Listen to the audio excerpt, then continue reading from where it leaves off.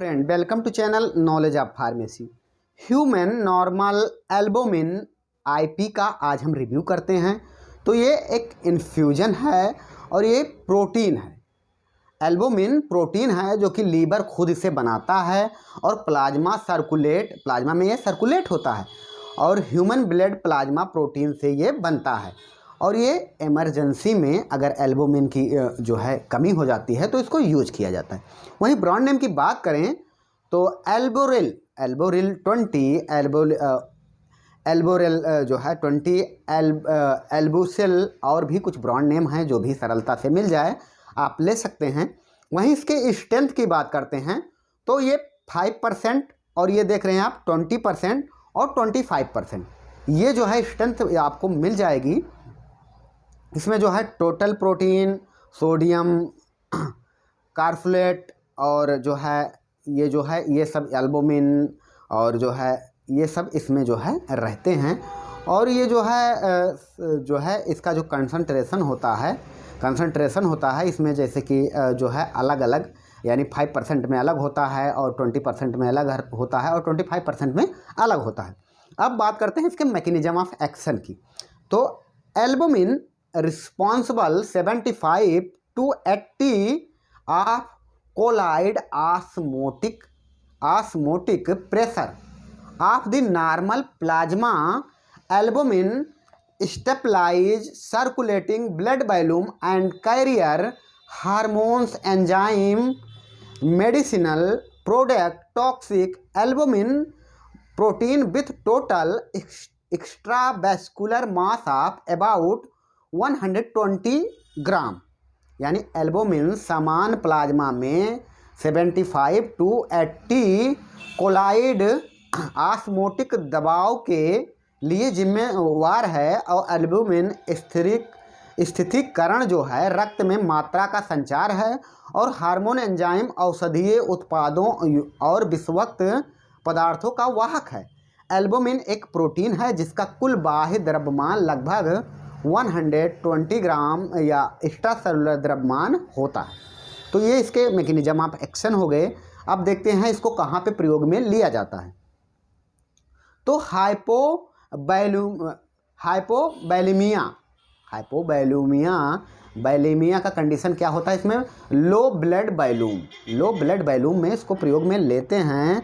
और हाइपोवैलेमिया में क्या होता है, या जो है हाइपो एल्बुमिनिया, ये एक प्रकार का जो है कब होता है या जलने की वजह से, यानी बर्न एडल्ट रिस्पायरेटरी डिसऑर्डर, या तो अगर जो है जल जाता है तब भी कमी हो जाती है, रिस्पायरेटरी का कोई जो है डिसऑर्डर है, जो है डायस्ट्रेस है, सिंड्रोम है, एडीआरएस है, यानी एडीआरएस अगर है, एंड नेफ्रोटिक्स यानी नेफ्रोसिस है कोई, यानी नेफ्रॉन में कोई दिक्कत है, तो अगर ये इसका कंडीशन हो जाता है तो इसको डॉक्टर देते हैं। या कार्डियोपल्मोनरी बाईपास सर्जरी, जिनकी जो है पल्मोनरी बाईपास सर्जरी होती है, उसमें जो है अगर एल्बुमिन की मात्रा कम हो जाती है तो डॉक्टर इसको प्रिस्क्राइब करते हैं।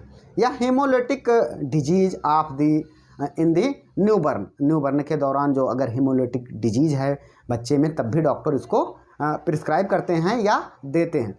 या कोई ट्रामा के कंडीशन में अगर ज़्यादा एल्बुमिन या उसका लॉस हो गया है तभी डॉक्टर इसको प्रिस्क्राइब कर देते हैं। तो ये हाइपोवैलेमिया के कंडीशन में दिया जाता है, यानी जब जो है एल्बुमिन का लेवल जो है ब्लड में कम हो जाता है तो इसको डॉक्टर प्रिस्क्राइब करते हैं। वो चाहे किस कंडीशन, हेपेटाइटिस की बी की वजह से हो या फिर किसी भी, यानी अगर लीवर में दिक्कत है तब भी जो है ये कम हो जाता है तो डॉक्टर इसको प्रिस्क्राइब करते हैं। तो ये तो इसके यूजेज की बात हुई। अब बात करते हैं इसके साइड इफ़ेक्ट की।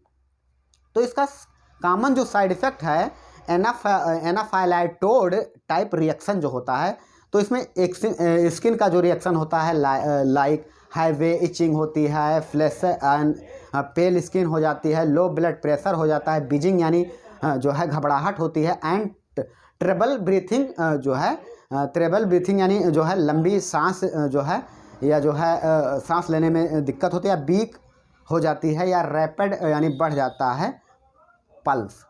तो जो है या जो है सीरियस जो साइड इफ़ेक्ट है, फ्लैशिंग होती है, नेटल रेसल हो सकते हैं, या फीवर का कंडीशन हो सकता है, नोजिया, लो ब्लड प्रेशर हो सकता है। ये कुछ इसके साइड इफ़ेक्ट हैं। वहीं अब प्रिकॉशन की बात कर लेते हैं। तो इस दवा से जिनको हाइपर सेंसिटिविटी हो, जिनको हाइपर सेंसिटिविटी हो, कार्डियक प्रॉब्लम हो, हार्ट की कोई दिक्कत हो, या प्रेगनेंसी या ब्रेस्ट फीडिंग करा रही हैं, तो डॉक्टर से कंसल्ट कर लें, क्योंकि यह डॉक्टर के पर्चे पे मिलने वाली, यानी डॉक्टर के पर्चे प्रिस्क्रिप्शन पर मिलने वाला ये जो है इन्फ्यूजन है, और बिना उनके सलाह से अपनी पूरी मेडिकल हिस्ट्री बता के ही इसको प्रयोग में लें।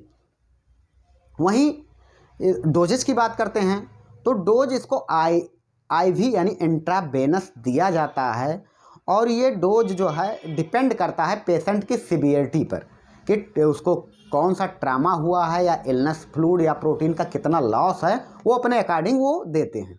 और जो है इसको जब पहला डोज इसको दिया जाता है तो फास्ट पुश किया जाता है, और सेकेंड जो है 30 मिनट्स या 45 या 1 आवर्स में इसको ख़त्म किया जाता है। और ये एक दिन में 200 ml तक या ये जो है 200 दिया जा सकता है, और आईवी ही दिया जाता है, और ये हॉस्पिटल यूज ओनली, यानी हॉस्पिटल में ही इसको लें, यानी निगरानी में डॉक्टर के, नर्स के ही लें। वहीं यूजफुल करने के बाद कौन कौन सा डायग्नोस्टिक टेस्ट जो है लेना ज़रूरी है, कंप्लीट ब्लड टेस्ट कराते रहें, किडनी फंक्शन का टेस्ट कराते रहें। Okay, thanks. आप चाहें तो स्क्रीनशॉट ले सकते हैं। फिर मिलते हैं नेक्स्ट वीडियो में।